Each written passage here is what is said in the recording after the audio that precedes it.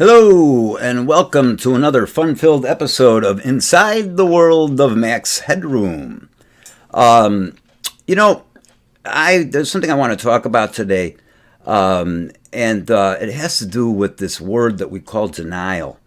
And I want to try to explain some misconceptions about what denial is and what it isn't, and what the kind of popular interpretation of denial is and what it isn't. And see if I can just help clarify, just for the sake of consciousness raising, what denial really is and what it isn't. And there's some particular reasons I want to explain that. One is that, we live in this very psychological culture. Just look at the media. Look at all the words that are thrown around, or on YouTube too.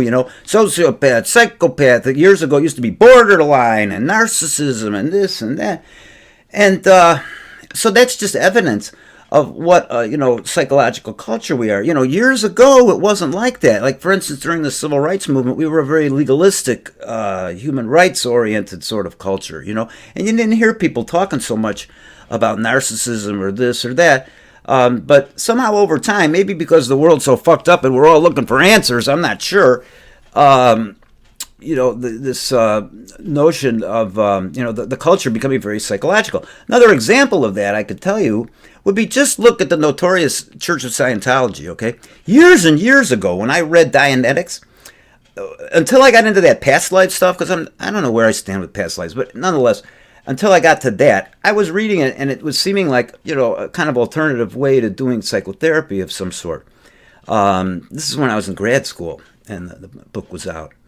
And so, look what it is. Now, it's a terrible misuse of psychology in many ways, but auditing is basically some kind of, half-baked psychological technique to sort of flood your traumatic life experiences, which we would oftentimes call desensitization. That's all it is, just going over and over and over the same kind of traumatic shit. And you desensitize yourself, supposedly, but it doesn't really work.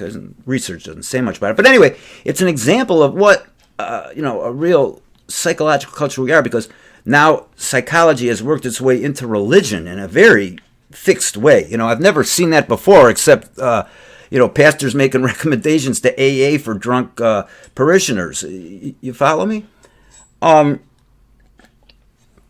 Nonetheless, we're stuck with it.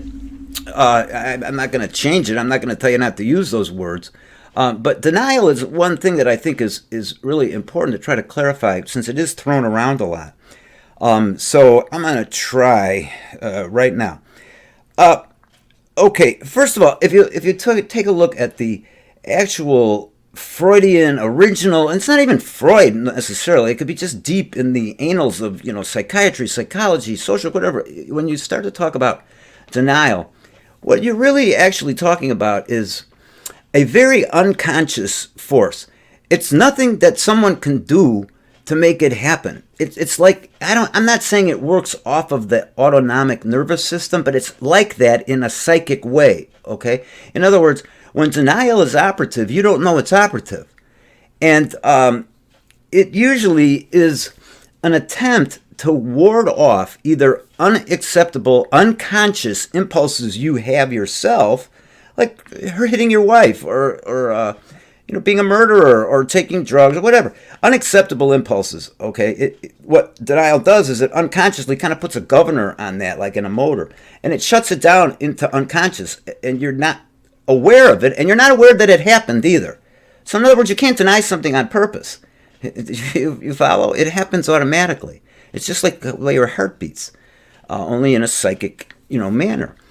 It also, denial will work in the service of repressing, pushing away out of consciousness very painful emotional experiences that you've been through. Trauma's the big ticket, but there's a lot of stuff that, if you've been, just say, mistreated by a parent in, say, your classic borderline personality organization type of thing, where someone comes out of borderline and they usually have a borderline mother, that's really traumatic, let me tell you. And denial will work in the service of helping that kid, say, in the borderline relationship, to push away the feelings of rage that he can't act out because it's his mother. He's dependent on her.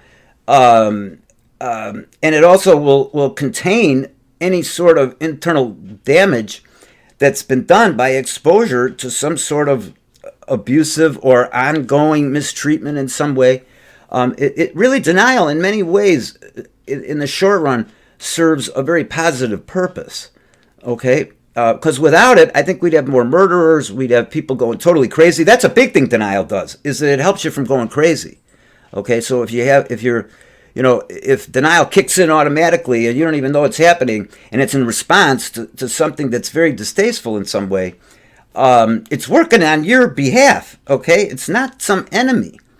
And if it's a feeling inside you that you want to act out, but it's not acceptable in some way, and it's containing that unconsciously, well, then denial again is working on your behalf. You see, it's not the arch enemy of psychiatry. The problem with denial is that when you rely on it too much, I mean, how would guys get through war if they didn't deny something?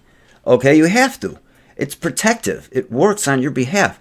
The problem is that denial, when it's used and it turns into what you'd call repression, or it starts to drive it totally out of your consciousness, other symptoms develop. Panic attacks. Interestingly, the Freudian interpretation of an anxiety disorder is that you have an unacceptable impulse coming up, and it's not acceptable. Like maybe it's a rageful feeling or something, and your mind says, no, you can't go there, and unconsciously it just denies the feeling. You see, so you don't do something you'd maybe regret later, and instead you have an anxiety attack, which in the Freudian sense is seen as like a warning signal that something's trying to come up from down there, and the panic attack sort of distracts you and also is an expression of the contained feelings, but it's in a very abstract way. It's just all feeling, and it's all usually bodily feeling.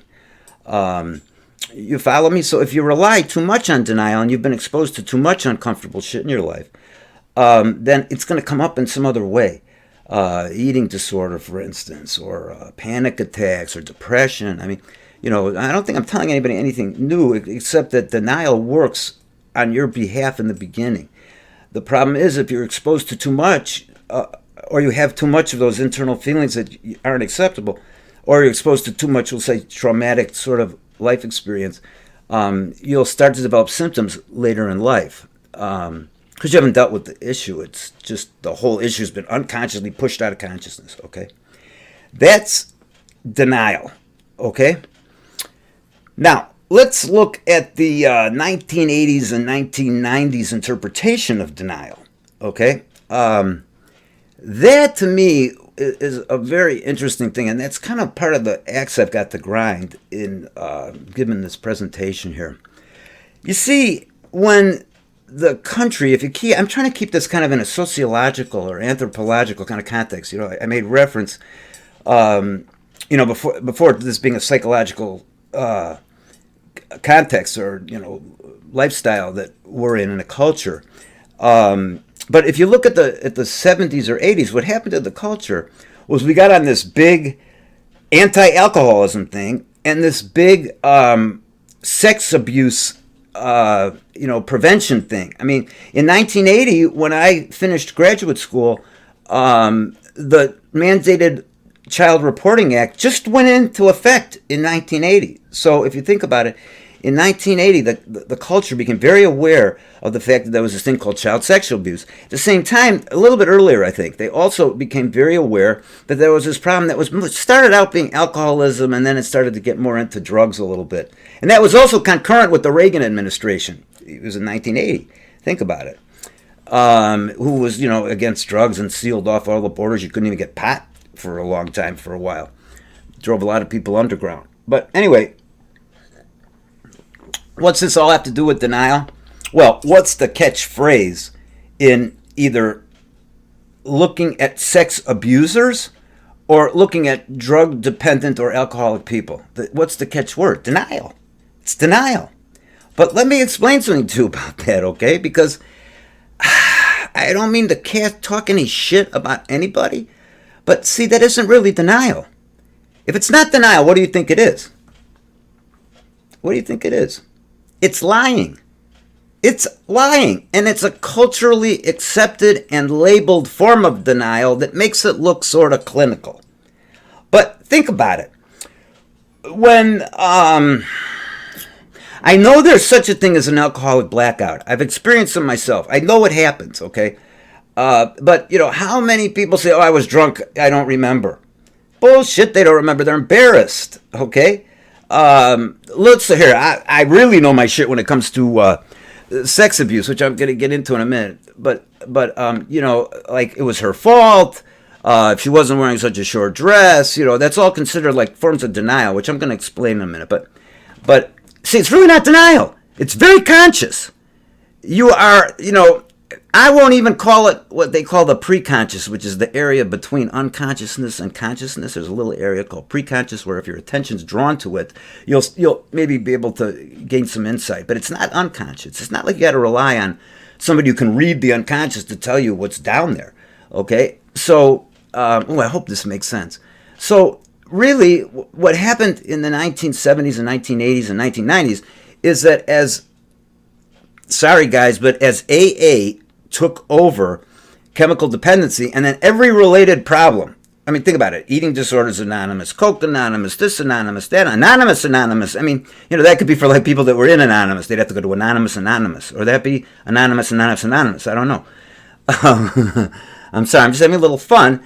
But that's what really happened. I mean, AA sort of took over the whole gizmo, and it also bled into sex abuse victims as well. Sex abuse perpetrators. Because the police come to the guy's door and say, we heard that you had sex with your daughter, and he goes, what are you talking about? I didn't do that.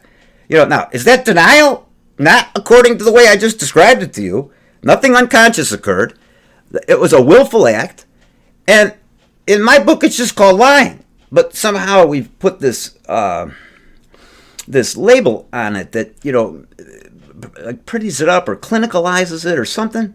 I think it's in part because we're such a psychological culture that we didn't have the sophistication to really realize that there's this kind of denial, but then there's this other kind of denial, which is really lying. But we somehow got hooked on this word denial because somehow it makes sense in the English language to call something like that denial, but it's really not denial, and I want to hammer that away. Denial is your friend in the beginning.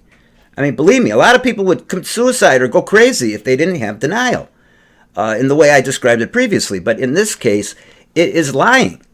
Okay, now it may be lying to protect oneself. That I'm 100% with. That lying serves a emotional protective function, you see. But it's really lying. So let's just be straight about that. Okay, now that I've gotten that off my shoulders, though, I hope it really makes some sense to you. I tell you, being in the mental health field and working in addictions at one point, and in sex abuse, I was really overexposed to this taking over of anything that was like habitually related, whether it would be sex or drugs or rock and roll. It doesn't matter. It was like AA was there for everything. And as we're finding now, just look at all I'm not saying it's bad. If it works for you, great, go do it the rest of your life. I don't care. But to get forced into it and to have it worked into courts and shit like that was just awful. Because it's not for everyone, and that's quote unquote Bill Wilson, you see. But anyway, because we're the psychological culture and we got worried about sex abuse and drugs and alcohol abuse and stuff like that, we started to borrow this word called denial as AA, etc., started to permeate the culture. And it was unfortunate because that's not denial. Okay, so if we're stuck with the notion of this word called denial, really, let's accept that it's lying. And then let me go on to explain to you how many? 1, 2, 3, 4, 5 forms of lying that are called denial. How's that for a catchy little way to go about this? Let me do this. Mostly is from work with sex abuse perpetrators, but it's pretty applicable to just about anybody. And I'll try to kind of make it not all sex abuse. I'll try to use some analogies with drug abuse too. It'll show you what this form of lying does, what the different types of lying are. Okay, we're not going to call it, I may slip, but let's try not to call it denial. So first of all, there's what we would call lying about the facts. Okay, see, it's really called denial of facts that in the books. And I'm not making fun. This is a very good friend of mine. I don't want to make fun of her. I want to even give her credit for this stuff because she's the one who pioneered. Her name's Mary Jo Barrett, LCSW. She's from Illinois. She's a great pioneer in sex abuse and eating disorders and a bunch of stuff. But when we were working together, we kind of put this stuff together. But she's the front runner. So let's give the credit to her. Okay. Anyway, so there's what she was calling denial of facts, I'm now calling lying about the facts. And that's very simple. It just means that, you're presented with a fact, like you sexually abused your daughter, or you have a problem with alcohol, or whatever, and you just say, no, I don't. You dispute the facts. And then someone says, well, I saw you, on your face, drooling all over yourself, and you say, what's wrong with you? That wasn't me, right? So it's just a denial of facts. I didn't abuse my daughter. I touched her, but I didn't have sex with her. That's even another kind of lying, but I'll get into that in a minute. But you get the idea that lying about the facts is just lying about the facts. It's not telling the truth, but it serves a protective function because your hubris and your pride and the desire to hang on to the problem and avoid the shame associated with having it is dependent on lying about it. See? It's not doing an unconscious thing. It's not like you're being traumatized when you're called out on one of these problems about the facts, let's say. It's that there's an hubris that's present that you want to protect, and so you just start lying about it. And we've learned to call that denial. Okay, so that's lying about the facts. The next one is lying about your awareness of the experience. Now, that's a great one with sex abuse perpetrators, for instance, because they're always famous. I mean, I've had so many incest fathers who would say to me things like, well, I just haven't got the faintest recollection of what she's talking about, but I love her. She's my daughter. So, I mean, she must be telling the truth, but I have absolutely no conscious awareness of what happened, you see? Bullshit. That's called lying about your awareness. I know that alcohol causes blackouts, but I'd say in at least half of the experience, no, more than that, alcohol loosens your internal inhibitions. That's why people around alcohol do nasty things like sex abuse people. I'm not saying everybody who drinks does that, but you know what I mean. But blaming it on alcohol, you can't remember. Oh, if she says I touched her, I was drunk. I can't remember a thing. What, are you kidding? No. That's called lying about your awareness about the problem. Okay. The next one would be lying about the responsibility of the problem, otherwise known as denial of responsibility. And that has to do with the conscious attempt to protect yourself from any sort of responsibility in the act. So a lot of times you'll hear, again, it's so natural for me to refer to sex abuse perpetrators. I'm sorry. I worked a long time with drug abuse too, but somehow it just doesn't come up as fast. But like denial of responsibility would be like, if she wasn't wearing a short skirt, I wouldn't have done it. I didn't. Oh God, I had a client one time who was a Christian Scientist. Okay, and he was like 70 years old, and he had molested like a 4-year-old granddaughter, and he had this whole thing built in his head. It was a major lie about the responsibility, blaming the kid for the whole thing. A 3 or 4-year-old kid who took a chair and put it against the door so he couldn't, or nobody could get in. I mean, no, he did that. Let's be honest. This guy was 70 fucking years old, and he was playing with a little teeny kid that hardly could walk, and that kid would put a chair against the door so that no one could get in. Give me a break. That's called lying about responsibility. Okay. A drug abuser who's, when the parent says, you stole my money, and he goes, no, I didn't. Well, one, he's denying the facts or lying about the facts, but then also he's denying responsibility because he'll often say, well, you must have misplaced it. I don't know what you're talking about. What the fuck, So there's an example of lying about responsibility.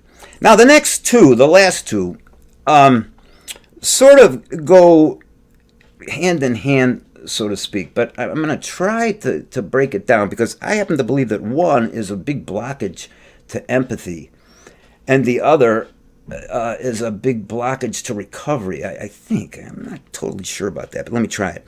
The first one, which I would say has to do with a blockage in getting help, is what's called denial of intrusiveness, What that basically means is, in terms of sex abuse, it's always denying how far you actually went with a child, okay?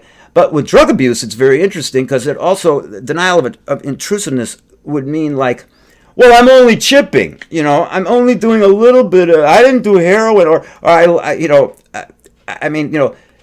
well, this would be lying about responsibility. Like, well, it's the oxy's fault. If the doctor didn't give them to me, I wouldn't end up on heroin. No. Not in my book, at least. And, it's the same thing with intrusiveness. Lying about the intrusiveness means like either in sex abuse, it would mean like, maybe I touched her, but I didn't do whatever. And that's always just a big lie. And intrusiveness in terms of drug abuse would be like, I don't drink that much, I don't drink that often, I don't shoot up, I only snort. Some people might call it like minimization, but I see it as a lying about the intrusiveness, and also the intrusiveness of what it does to you yourself. Otherwise, I'm handling it, but you don't realize how it's intruding on your lifestyle. You follow? So you lie about that to protect, again, your sense of hubris. If you ever want to read about hubris, there's a group that did family therapy for many years called the Milan team. And they're like the great-great-grandfathers of like paradoxical intervention with families. They're brilliant people. And they talk a lot about hubris and why people basically lie because they have pride. And what's the opposite of pride? It's shame. So that gives you an idea why people will resort to these forms of lying. Follow?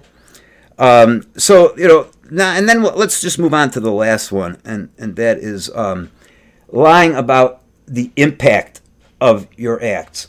And see, let me try to explain something. Denial of intrusiveness, I think, is necessary to get through, or lying about the intrusiveness of the problem is something you have to get through to be able to ask for help, because you got to realize how you're really intruding on yourself to a great degree, especially with drugs.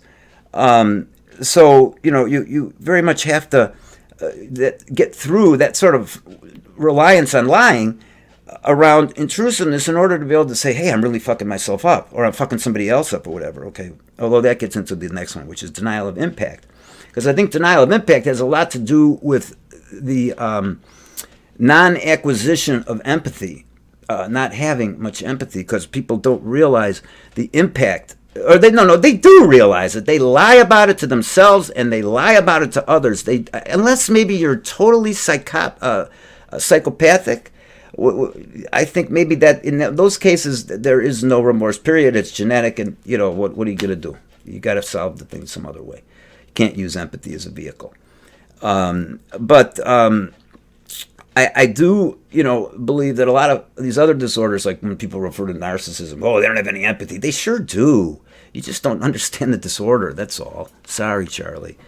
But denial of impact, you see, you have to have that in order to have some empathy, because what is it? It's lying about the impact of either the behavior on yourself or the effects of the behavior on other people. And if you don't have that, then don't you start to kind of empathize. You follow? I'm trying to speak to a group of people who I think know their shit. I mean, I imagine if you've been watching my show at all, you kind of know how I think, and you sort of are probably attracted to psychologically oriented things anyway. But those are the 5 types of lying that we now call denial, based on this kind of transformation that occurred in the 70s or 80s. And it's real important to understand the difference, because like I said, see, denial has different forms of denial in the real unconscious sense also. For instance, the defensive reaction formation, which is doing the opposite of how you feel inside, actually. If you're real rageful inside, you may be a goody two-shoes on the outside.